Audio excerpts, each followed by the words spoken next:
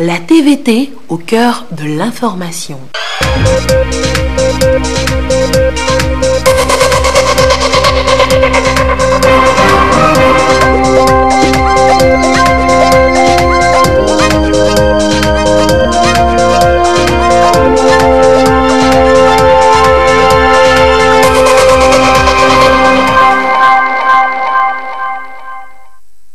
Il est l'heure du journal sur la télévision togolaise. Madame, Monsieur, bonsoir et voici les titres de cette édition.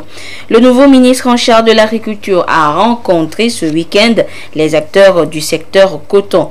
À Atapami, le ministre Bataka a fait le point de la production de l'or blanc et rappelé les nouveaux défis qui les attendent tous. Et puis, les fidèles catholiques étaient dans le Grand Nord, à Dalwang, pour le pèlerinage annuel. Cette année, il a été rappelé le rôle des personnes âgées dans l'Église et la société. À découvrir dans cette édition. Voilà pour les titres. Je vous le disais, le ministre de l'Agriculture, le nouveau ministre de l'Agriculture, de la production animale et halieutique a effectué sa toute première sortie de terrain à Atapami à la rencontre de tous les acteurs de la société cotonnière du Togo. Il s'agit pour le ministre Bataka d'échanger avec ces acteurs sur les stratégies à mettre en place pour booster la filière sur laquelle repose la grande partie de l'économie togolaise. Une manière également pour lui de parvenir à relever les défis dans le secteur pour favoriser son émergence. Les précisions avec la correspondance depuis Atapami de Silver Abdou. Ils sont les acteurs de la première filière agricole au Togo, la filière cotonnière, filière à fort potentiel et de croissance économique. À cette première sortie du terrain du ministre de l'Agriculture, de la production animale et halieutique, quelques jours après sa nomination à la tête de ce département ministériel, Noël Koutera Bataka a voulu échanger avec tous les acteurs de ce maillon de production en vue de s'enquérir du fonctionnement de cette filière, histoire de relever les défis qui s'imposent pour repartir sur de nouvelles bases. Il s'agit pour le ministre d'engager chacun à améliorer ses performances techniques destinées à booster davantage la filière pour une émergence de l'agriculture au Togo. Nous sommes venus pour notre toute première sortie pour rencontrer les acteurs de la première filière agricole au Togo, qui est la filière cotonnière, comme vous le savez, qui apporte énormément à l'économie nationale et en termes d'amélioration des revenus des producteurs, mais aussi en termes d'amélioration de notre balance commerciale. Le message que nous avons voulu donner est celui du chef de l'État qui a voulu dire aux producteurs que les mesures sont prises pour que la filière continue à fonctionner normalement. Les intérêts des producteurs et de tous les acteurs de la filière sont... L'intérêt est grand et donc tout est mis en place pour que cette filière puisse connaître sa croissance et son développement tel que le gouvernement le souhaite. Ce moment de partage a également permis aux ministres d'écouter les uns et les autres sur leurs éventuelles préoccupations. Ils ont soulevé quelques défis en termes d'outils industriels qu'ils voudraient voir s'améliorer. Ils ont soulevé le défi aussi des rendements qui restent à très faible toujours, mais aussi celui du personnel.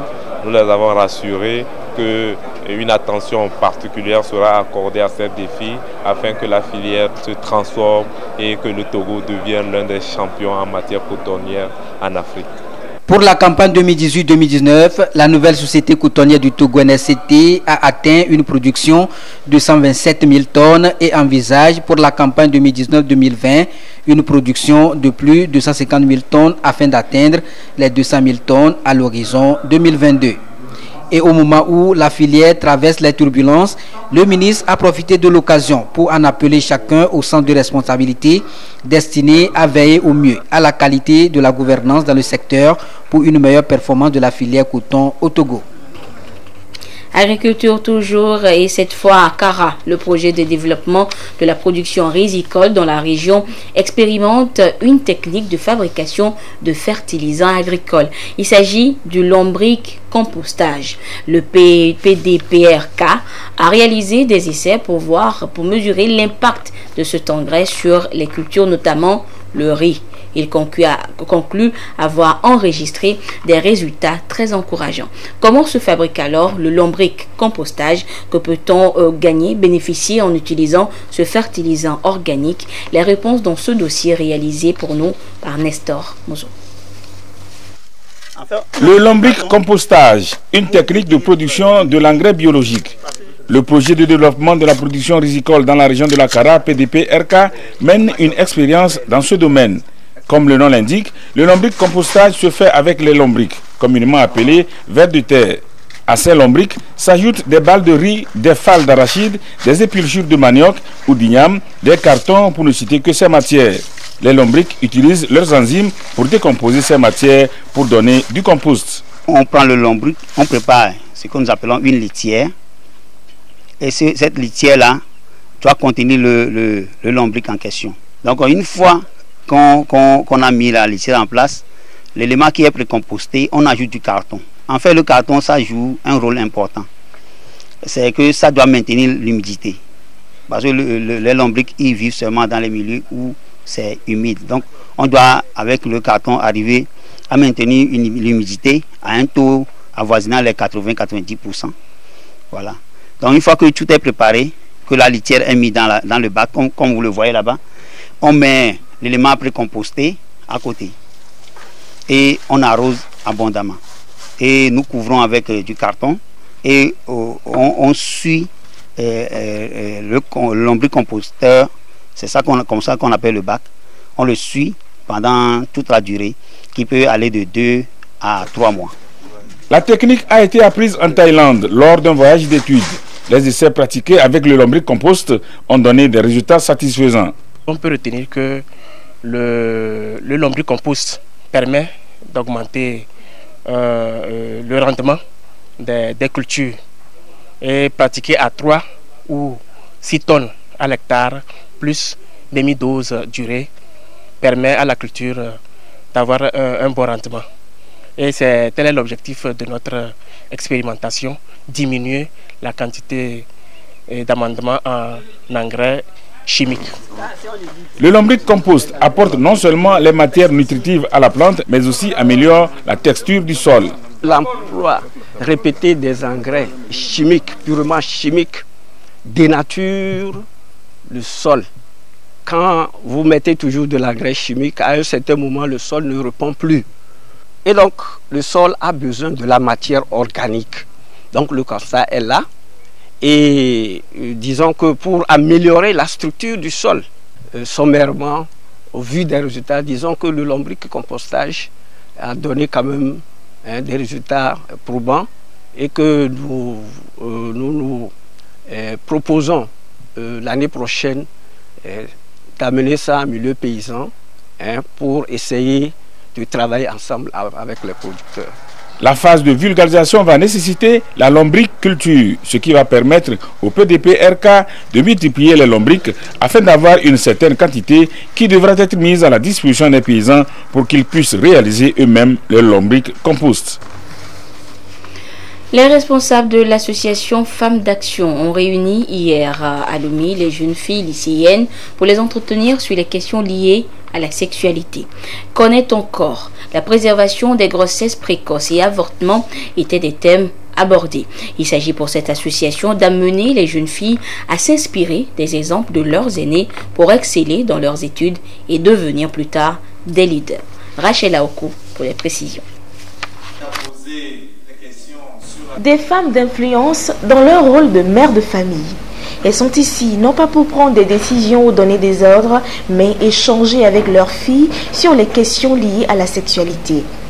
Les sujets souvent considérés comme tabous sont évoqués, notamment les rapports sexuels, le cycle menstruel et surtout les grossesses précoces et leurs méfaits dans la vie de la jeune fille. Par rapport aux grossesses précoces, moi je vois que la jeune fille en milieu scolaire doit s'abstenir pour ne pas tomber dans les grossesses précoces qui pouvaient d'une autre ou d'autre part empêcher le progrès de son destin. Plus de 200 jeunes filles des lycées de Février et du collège protestant d'Agbalépé-Dogan ont été mobilisées pour l'occasion. Les femmes d'action veulent éveiller chez ces jeunes filles le goût des études afin de devenir des femmes leaders demain. nous avons voulu rencontrer ces lycéennes avec une équipe complète, une équipe de médecins, une équipe de sociologues, pour leur dire que dans la vie, chaque chose a son temps. Et à leur âge actuellement, on leur demande d'aller à l'école, de préparer leur avenir. Évidemment, il y a des accidents qui peuvent arriver. Mais quand ces accidents arrivent, il faut savoir les gérer aussi. Il faudrait que nos filles sachent que sortir n'importe comment avec un garçon peut amener à perdre sa vie. Nous sommes en train de redresser l'éducation de ces filles et de les amener à terminer leur scolarité en beauté pour que demain, la femme togolaise puisse toujours garder son honneur. L'association Femmes d'Action est composée de femmes ministres, députés, docteurs, magistrats, bref, des femmes cadres. Elle intervient depuis 2003 dans le domaine de la promotion des droits des enfants et des femmes. Et pour marquer cette sortie, un film portant sur les méfaits de l'avortement a été projeté, suivi de la distribution du tome 2 de l'ouvrage « Condamné à ne jamais naître » du Togolais Moïse Inandjo. Les enfants de la rue vulnérables et domiciliés malheureusement à la plage de Lomé subissent souvent le vol et le détournement de leurs petits avoirs de travaux de rue. Et parmi ces êtres en proie à la souffrance, l'on retrouve des orphelins, des enfants abandonnés, entre autres. Pour soulager leurs différentes peines, Point Espoir, à travers Terre des Hommes, œuvre pour leur réhabilitation, raison de la mise en place du projet Sava. À la découverte du projet Sava dans ce dossier réalisé par Albertine Yaki. Comme à la recherche d'un trésor caché, tout le long de la plage de Lomé abrite de nombreux enfants migrants et de rue des deux sexes. Ces enfants viennent de la sous-région, notamment du Ghana, du Bénin, du Mali et de certaines localités du Togo. Pourquoi et comment ont-ils découvert et choisi cet espace de croisade? En quel sens cette rencontre a pu être possible? Quel type de communication ces enfants utilisent pour que leur relation soit nouée? Autant de questions qui nous renvoient à leur survie pour laquelle ils exercent de petits travaux de rue dont les gains sont volés, détournés par des individus, des inconnus qui entendent veiller à leur protection. Je viens du Bénin, je souffre. Maltraité, je suis parti à Komé. De là, on m'a amené dans un orphelinat, puis enfin à la plage de Lomé. Je suis venu seul à Lomé. Ma mère est au Ghana. Mon père vit à Lomé, il est percussionniste. Je suis Aoussa, je vends à manger avec ma grand-mère maternelle. Elle me paie 500 par jour et elle cotise en même temps à la tontine. Pour mes besoins, elle me donne quelques sous après retrait à la tontine. Nous lavons les motos et nettoyons les chaises. Nous gagnons 500 francs. Nous nous servons une partie et épargnons auprès des gens. Nous venons d'être informés que EcoBank veut nous aider. La banque nous demande d'épargner dans son institution pour bénéficier de formation. Suite à la mort de ma mère, j'ai été abandonné et je me suis retrouvé à la plage avec d'autres enfants de mon âge. Je travaille au grand marché de Lomé et je gagne 500 francs. J'ai remis 35 000 francs à une dame qui s'est enfuie avec. L'initiative de EcoBank nous réjouit. Nous serons soutenus. Le point espoir des enfants à Aflao assure leur regroupement. Il est un espace d'accueil, d'écoute, d'assistance et d'orientation à la scolarisation et à la formation. Nous travaillons avec les enfants de la rue et les enfants migrants. Nous accueillons ces enfants par le lien de la détection de ces enfants à la plage, au marché, au niveau de la frontière. Une fois ces enfants arrivés au niveau du point espoir, ils sont écoutés, entretenus et de là, nous essayons de retracer la situation que vit cet enfant en travaillant dans la rue ou sur son chemin lors de sa migration. Ces enfants arrivés au niveau du point espoir, on leur offre des activités psychosociales, des jeux, des dessins. À travers ces activités, l'objectif principal est de recueillir des informations auprès de ces enfants-là pour pouvoir retracer leur situation et voir dans quelle mesure référer ces enfants en collaboration avec le partenaire et bénéficiaire AEJT. Ça va. Projet destiné aux enfants de rue, la sécurisation d'une économie sûre permettra d'éviter le recours à des systèmes informels d'épargne.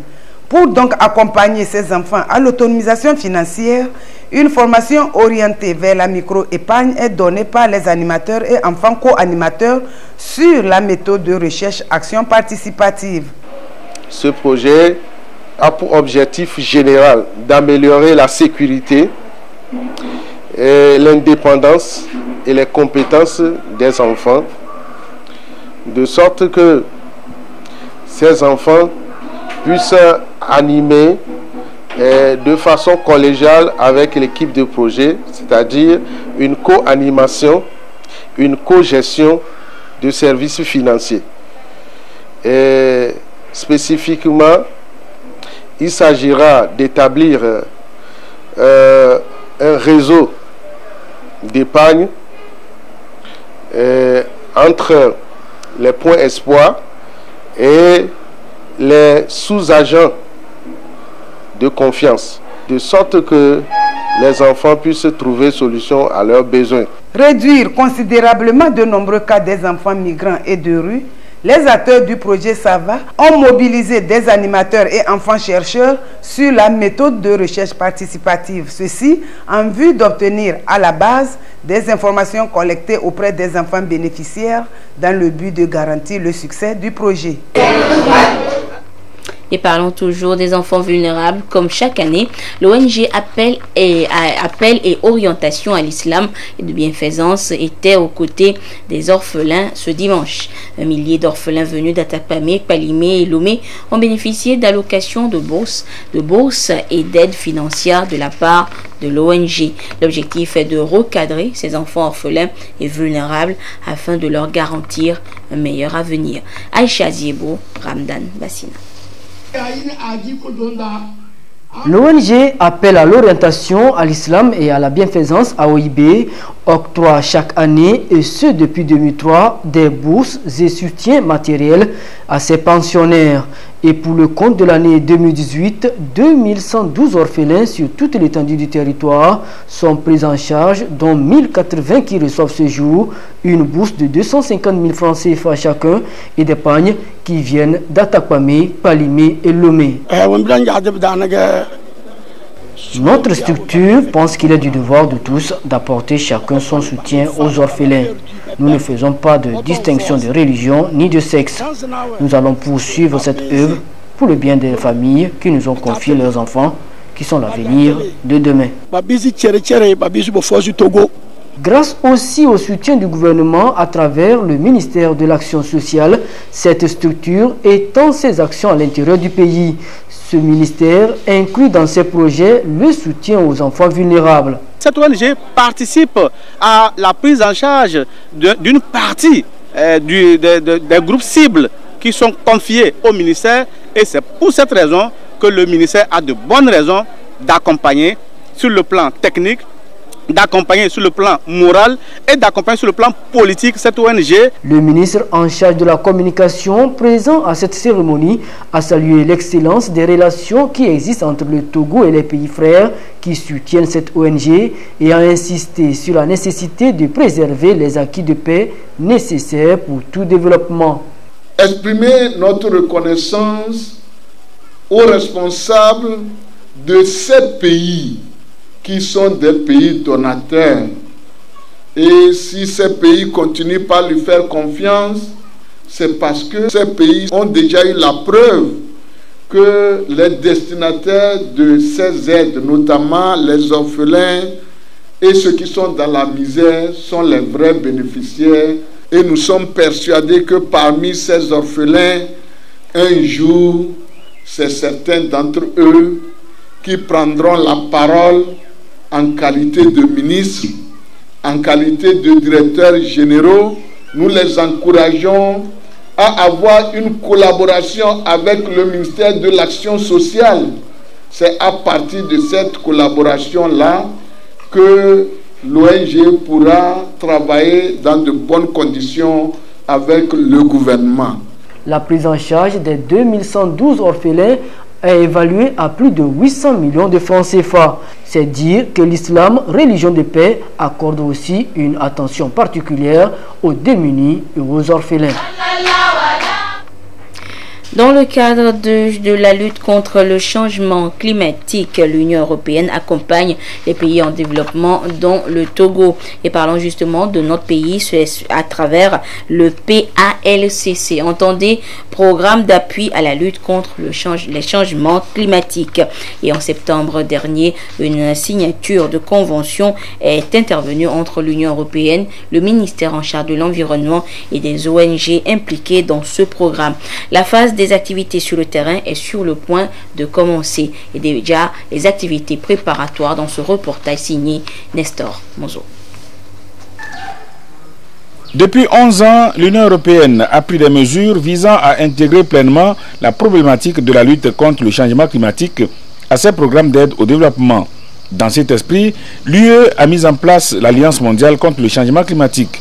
La M2C est une initiative qui a pour objectif de renforcer le dialogue, l'échange d'expériences et la coopération avec les pays en développement les plus vulnérables, particulièrement les pays les moins avancés et les petits États insulaires en développement. C'est dans ce contexte que le Togo a obtenu un financement à travers le PALCC, programme d'appui à la lutte contre le changement climatique, programme qui va appuyer la poursuite du processus permettant l'appropriation de la thématique changement climatique par les décideurs et les communautés en vue de la mise en œuvre des activités d'atténuation des effets de ce changement climatique.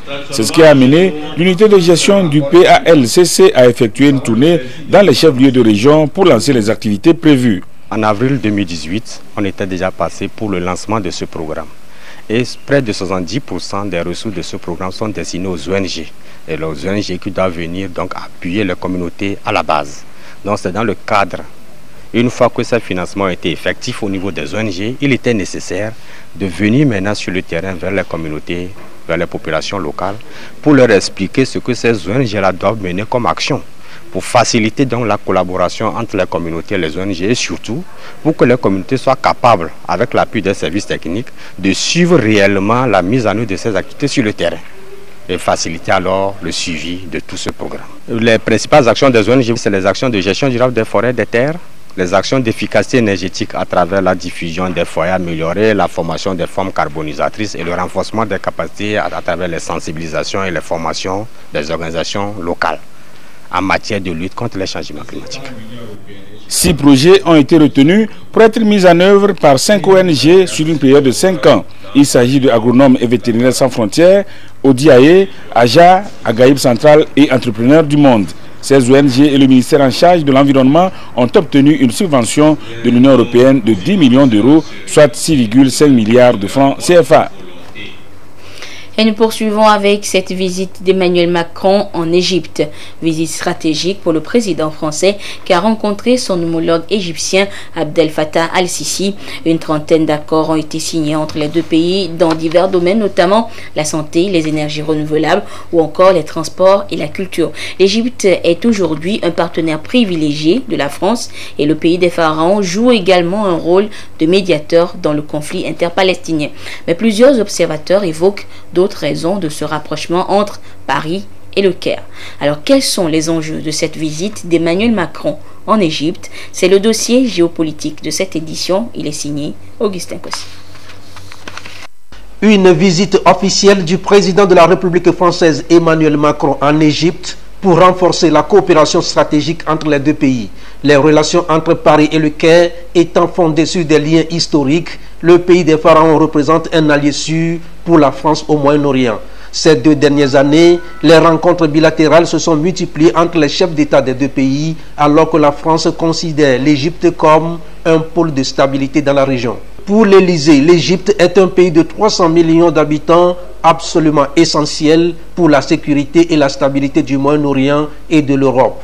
La rencontre entre les deux présidents a permis d'aborder des dossiers centraux de la défense et de la sécurité qui portent sur la lutte contre le terrorisme ou encore sur la Libye et la Syrie. Également des questions économiques, des accords et des contrats dans le domaine des transports, des énergies renouvelables et de la santé. En matière d'armement, l'Égypte se classe au 3e rang mondial des pays importateurs entre 2013 et 2017. La France, son premier fournisseur et 11e partenaire économique de l'Égypte.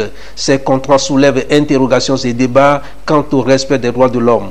Destiné à lutter contre le terrorisme dans la région, l'armement à en croire les organisations de défense des droits de l'homme est utilisé à d'autres fins.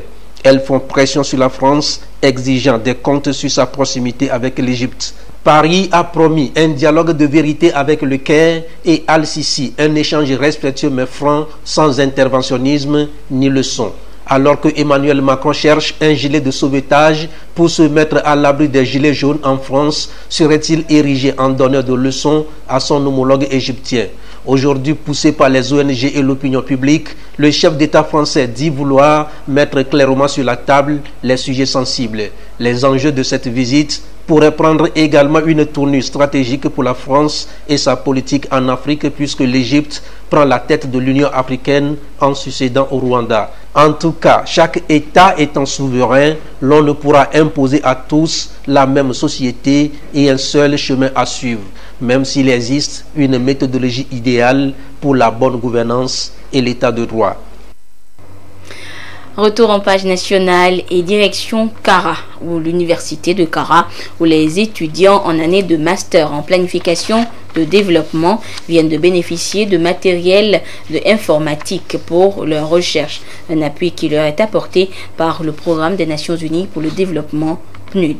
Depuis Kara, la correspondance de Nestor Monzo. En vue de permettre aux administrations publiques et aux collectivités locales de disposer des cadres compétents en planification de développement, l'Université de Kara a procédé à l'ouverture d'un master professionnel dans cette spécialité. Les cours ont démarré il y a 3 mois, mais les étudiants éprouvent des difficultés par rapport à la pratique qui nécessite l'outil informatique. Ce problème est résolu avec le don que le programme des Nations Unies pour le développement vient de leur faire. Le PNUD a mis à leur disposition 60 ordinateurs de bureau et 35 ordinateurs portables munis de leurs accessoires, le tout pour une valeur de 59 millions de francs CFA. Dès que la formation a été pensée, nous avions vu les partenaires qui pouvaient nous aider. Parce que l'offre de formation telle qu'elle a été conçue avait beaucoup de cours pratiques. N'oubliez pas, c'est un master professionnel. Donc le côté pratique est très important. Et le côté pratique aujourd'hui ne peut pas se faire sans la numérisation, sans la digitalisation. C'est pour cela que dès le départ, nous avions tout fait pour contacter des partenaires qui pouvaient mettre à la disposition de nos apprenants l'outil informatique. Les bénéficiaires mesurent la portée du don qui vient de leur être fait. Ce matériel informatique que nous venons de recevoir vient à point nommé nous permettre de travailler dans des conditions idoines pour acquérir les compétences nécessaires pour accompagner le pays dans le processus de la planification. Nous pensons que ces ordinateurs que nous venons de recevoir, si nous étions des producteurs agricoles, je ne dirais pas que c'est des roues qu'on nous a donné, mais plutôt des tracteurs. Parce que ce sont des outils qui sont déjà équipés des logiciels dont nous avons besoin pour la formation en planification. Ce matériel nous permettra d'apporter notre pierre à l'édifice en matière de planification territoriale, également de planification sectorielle, parce que les différents secteurs économiques ont besoin des professionnels en planification. Le président de l'Université de Kara, le professeur Komla Sanda, a exprimé sa gratitude au PNUD qui a permis l'acquisition de ce matériel et à tous les partenaires qui ont contribué à l'ouverture de la filière en planification de développement. Aussi a-t-il rassuré les étudiants de l'entière disponibilité de l'institution à leur apporter le nécessaire pour leur faciliter les cours. Religion à présent avec la région ecclésiastique du nord de l'église évangélique presbytérienne du Togo qui connaît un changement à sa tête. Un nouvel inspecteur vient d'être nommé, Sylvain Petaniale, c'est son nom. Il a été installé dans ses fonctions lors d'un culte spécial à la paroisse Kara-Ville. Nestor Mozo pour des comptes rendus. L'église évangélique presbytérienne du Togo est organisée en région ecclésiastique. Elle en compte 6. Celle qui va de Bafula à Saint-Cassé est la région ecclésiastique du Nord. Un changement s'est opéré dans cette région depuis le 1er septembre 2018. Le conseil synodal a nommé le pasteur Sylvain Essemare Patanyale comme nouvel inspecteur. Cet événement est célébré par ce culte à la paroisse de Caraville par les fidèles et les sommités de l'église. Avant d'entrer en fonction du nouvel inspecteur, il lui a été rappelé ce qui est attendu de lui. Tu seras le représentant de l'administration centrale de l'église dans ta région ecclésiastique et partout où besoin sera. Tu seras également le médiateur entre les communautés de fidèles des pasteurs et catéchistes à travers le règlement des conflits que tu feras, fait de sorte que les fidèles de ta région retrouvent en toi l'image d'un bon père et du bon berger. Une étole a été portée au nouvel inspecteur. Elle constitue le symbole de son engagement pour l'Église. L'élu qui a conscience de l'immensité de la responsabilité qui lui est confiée. La tâche d'inspecteur ecclésiastique n'est pas du tout facile. Nous serons appelés parfois à négliger notre propre famille au profit des autres. Nous ne nous permettons pas ici de faire un discours programme. Nous n'allons pas dire nous allons faire ceci, nous allons faire cela, nous allons faire cela. Peut-être que certains l'attendent. Nous n'allons pas pouvoir nous prononcer dans ce sens. Nous nous contentons bien de nous confier seulement entièrement entre les mains de Dieu. Dieu qui nous a accordé cette grâce imméritée d'être appelé inspecteur ecclésiastique, c'est lui qui nous aidera à travailler pour sa gloire dans le respect de sa parole, de la Constitution et de l'identité de notre Église. Que le Seigneur soit et demeure notre lumière. Le nouvel inspecteur est né le 31 décembre 1974 à Farangden dans la préfecture de l'Abina. Il est titulaire d'une licence en théologie. Il remplace le pasteur Komla Assi, appelé à d'autres fonctions à Lomé. La région ecclésiastique du nord de l'église évangélique presbytérienne du Togo compte 13 districts avec 53 paroisses dirigées par 17 pasteurs. Et voilà, c'est sur ce chant de louange que se referme cette édition. Merci de votre fidélité à la télévision togolaise. Excellente suite de nos programmes. Au revoir.